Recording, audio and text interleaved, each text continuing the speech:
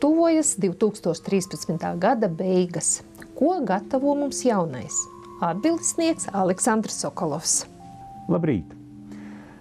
Šonedēļ nāks jau virsū saspringti aspekti, planētu aspekti, par kuriem es brīdināju pagājušā reizi. 2. decembra puse būs ļoti saspringta. Arī varēs paaugstināties traumatisms, arī emocionāls uzbudinājums, tāpēc mums visiem jāuzmanās kontaktos un pēc iespējas varbūt nevajadzētu plānot aktīvu atpūtu gada pēdējā dekādē.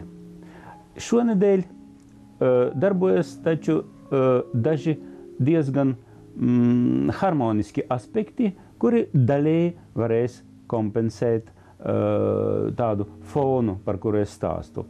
Un laikam visspēcīgākais aspekts darbosies piekdien 13.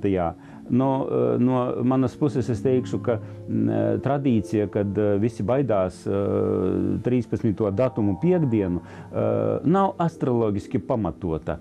Un sevišķi šogad un šajā mēnesī, jo darbojas, būtībā notiks ļoti spēcīga harmoniska aspekta kulminācija, kad Jupīters un Saturns, abas divas sociālas planētas, un tas nozīmē, ka, teiksim, nevis katram cilvēkam individuāli, bet kaut kādos sociālajos procesos, kad mums ir